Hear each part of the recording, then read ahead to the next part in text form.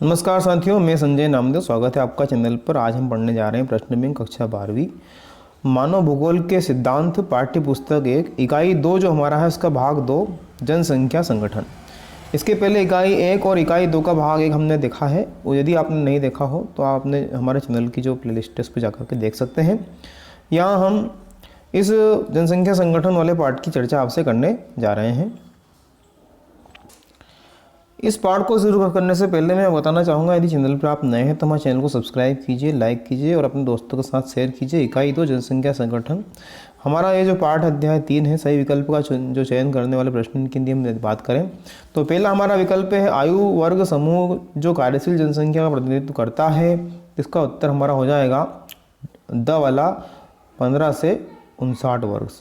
विश्व में सर्वाधिक लिंग अनुपात वाला देश है तो ये है पहला लेवेटिया। इसके बाद में संयुक्त अरब अमीरात के लिंग अनुपात के निम्न होने का कारण है तो तीसरे का उत्तर हो जाएगा पहला वाला ही पुरुष कार्य जनसंख्या का चयनित प्रवास।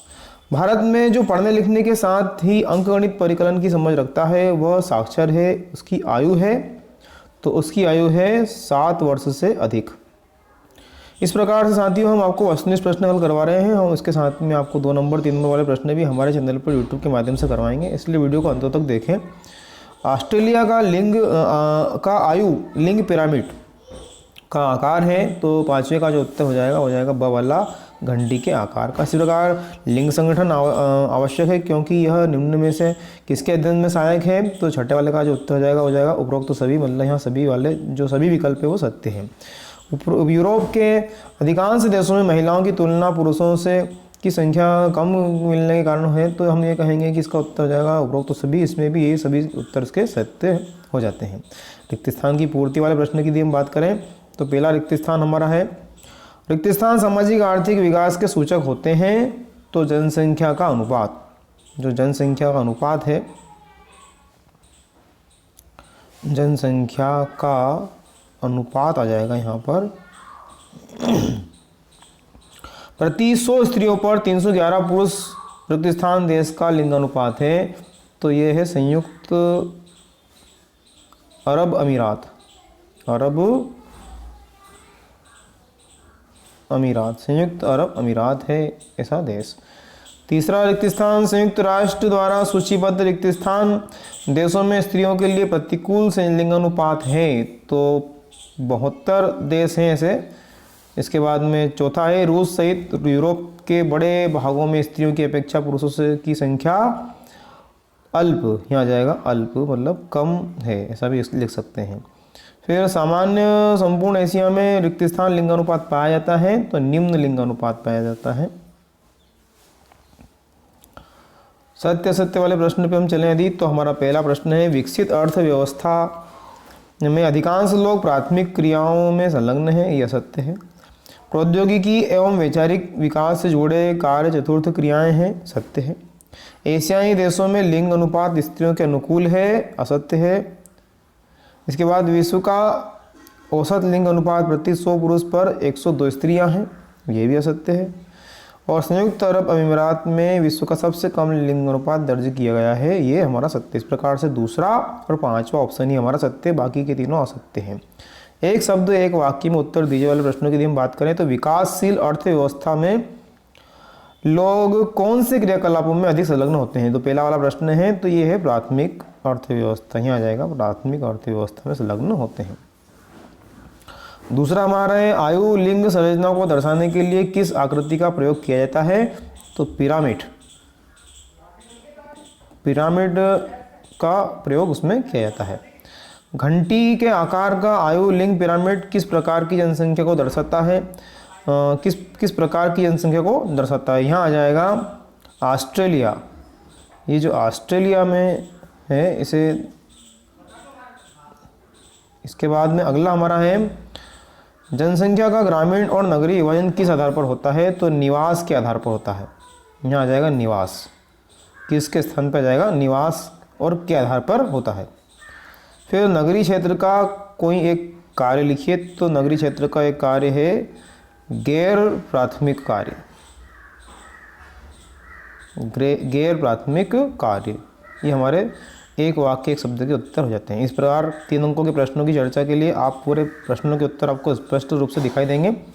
आप देखिए, तो पहला प्रश्न है, प्रतिकूल लिंगानुपात होने के 3 कारण लिखिए। तो किसी देश में लिंगानुपात कम होने के कारण निम्न है: स्त्री भ्रूण हत्या की प्रथा, स्त्री शिशु हत्या की प्रथा, स्त्रियों के प्रति घरेलू हिंसा, स्त्रियों का सामाजिक आर्थिक स्तर पर निम्न होना। लिंगानुपात किसे कहते हैं? भारत में लिंगानुपात ज्ञात करने का सूत्र: किसी स्थान, देश, प्रदेश की जनसंख्या में पुरुषों और स्त्रियों की संख्या के बीच का अनुपात लिंगानुपात कहलाता है। यदि 1000 पुरुषों पर स्त्रियों की संख्या अथवा प्रति 1000 स्त्रियों पर पुरुषों की संख्या के रूप में लिंग अनुपात ज्ञात किया जाता है तो इसको निम्न तरीके से ज्ञात किया जाता है: प्रति 1000 पुरुषों पर स्त्रियों की संख्या बराबर पुरुष संख्या बटे स्त्री संख्या। इसके बाद में प्रति 1000 पुरुषों स्त्रियों पर पुरुषों की संख्या तो स्त्री जनसंख्या बटे पुरुष जनसंख्या, इस तरह से इसको ज्ञात किया जाता है। स्त्रियों और पुरुषों की तुलना में जैविक लाभ क्यों प्राप्त होते हैं? तो स्त्रियों को पुरुषों की तुलना में जैविक लाभ प्राप्त होते हैं क्योंकि वे पुरुषों की तुलना में अधिक स्थिति स्थापक होती है। फिर भी यह लाभ उन सामाजिक हानियों का वो भेदभाव द्वारा जिन्हें वे अनुभव करती है समाप्त हो जाते हैं। जनसंख्या की आयु लिंग संरचना का क्या अभिप्राय है? विभिन्न आयु वर्गों में व्यक्तियों की जनसंख्या का मिलने वाला आयु अनुपात आयु संरचना कहलाता है। आयु के आधार पर 3 वर्गों में लोगों को रखा जाता है: युवक अर्थात तरुण 0 से 14 वर्ष, प्रौढ़ अथवा वयस्क 15 से 59 तथा वृद्ध 60 से अधिक वर्ष की जो उम्र है।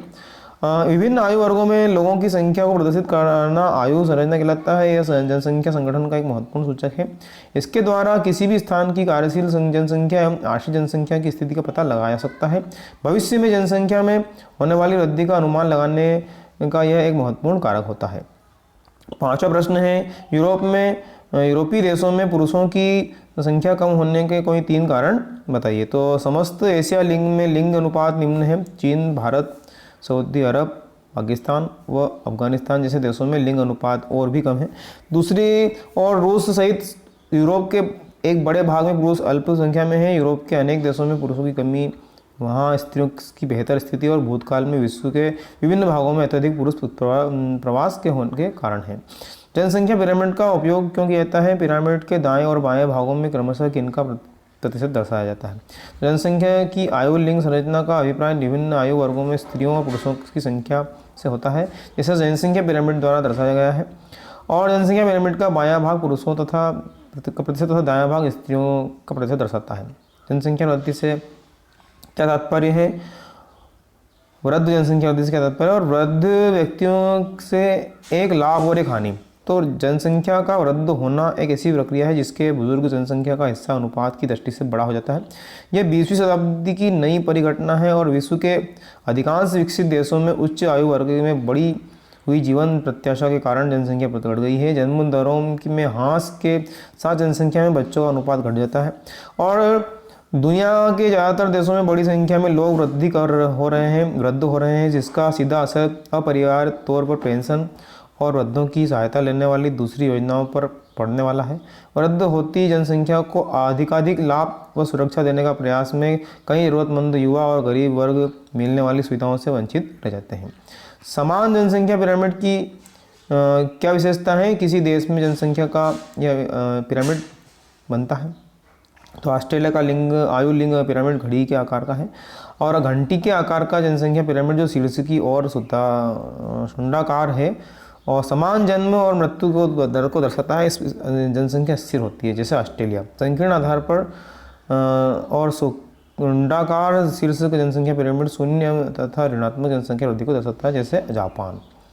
आगे बढ़े हम तो 9वां प्रश्न हमारा, जनसंख्या के त्रिभुजाकार पिरामिड की क्या विशेषता है? इस प्रकार से बनने वाले पिरामिड के 2 देशों के नाम। तो विस्तृत आकार वाला त्रिभुजाकार जनसंख्या पिरामिड कम विकसित देशों की जनसंख्या विशेषताओं को दर्शाता है, जिनमें उच्च जन्म दर पाई जाती है जैसे नाइजीरिया और बांग्लादेश, मेक्सिको आदि। आइए यहाँ से वीडियो को स्क्रॉल करके बताने का प्रयास करें ताकि आपके पूरे प्रश्न वीडियो के माध्यम से कम समय पूरे हो जाए। तो महिला साक्षरता के 3 लाभ लिखिए। यहाँ पर आप इसको स्क्रॉल करके बताऊँगा, वीडियो स्क्रीनशॉट ले लेंगे वीडियो को रोक करके। इसी प्रकार इसका सेकंड भाग हो जाएगा। अब हमारा 11वां प्रश्न है, कार्यशील और अकार्यशील जनसंख्या को आप किन आयु वर्गों में बांटेंगे, क्यों? अपने शब्दों में उत्तर लिखिए। तो इसका एक भाग और इसी थोड़ा सा आगे बढ़ा देते हैं, यहीं से इसका उत्तर आपका एक भाग में हो जाता है। फिर 12वां, किस देश में जनसंख्या नियंत्रण कानून बनाया गया और क्यों? तो ये है हमारा असम, उड़ीसा, उत्तराखंड, इनमें सब में इस तरह से एक भाग में इसका उत्तर आ जाता है। उत्तर की आप स्क्रीनशॉट ले लीजिए। अगला, विकसित देशों में उच्च आयु वर्ग में वृद्धि के होने के कोई 3 कारण हमको बताना है। तो हमारा ये 14वां प्रश्न है, इसका स्क्रीनशॉट आप ले लीजिए इस तरह से। फिर हम आगे बढ़े। 14वां प्रश्न हमारा, विकसित और विकासशील देशों में क्रियाकलाप में अंतर होने के 3 कारण लिखिए। तो इस तरह से विकसित देश का ले लीजिए स्क्रीनशॉट। अब यहाँ से वीडियो को रोक करके विकासशील देश, ये विकासशील देश का दूसरा और तीसरा पॉइंट हो जाएगा। इसके बाद, भारत में गाँव से नगरीय क्षेत्रों में महिलाओं के प्रवास के कोई 3 कारण लिखिए। तो नगरों में आवास की कमी, रहन सहन की उच्च लागत और रोजगार के अवसरों का अभाव, सुरक्षा में कमी। इसके बाद में यहाँ से ये इसका स्क्रीनशॉट हो जाएगा, ये सेकंड भाग। पश्चिमी देशों में नगरीय क्षेत्रों में स्त्रियों की संख्या एवं ग्रामीण क्षेत्रों में पुरुषों की संख्या अधिक होने के क्या कारण है, लिखिए। कोई 3 उपाय है इसके। तो ये हमारे इसका भी स्क्रीनशॉट हो जाएगा। इस तरह से साथियों, आज के इस भाग में इतना ही। अगली इकाई 3 में हम पढ़ेंगे प्राथमिक क्रियाएं, द्वितीयक क्रियाएं, तृतीयक और चतुर्थक क्रियाएं, इस प्रकार अंतर्राष्ट्रीय व्यापार और सभी का अध्ययन हम करेंगे। चैनल को बंद रहिए और देखते रहिए। धन्यवाद।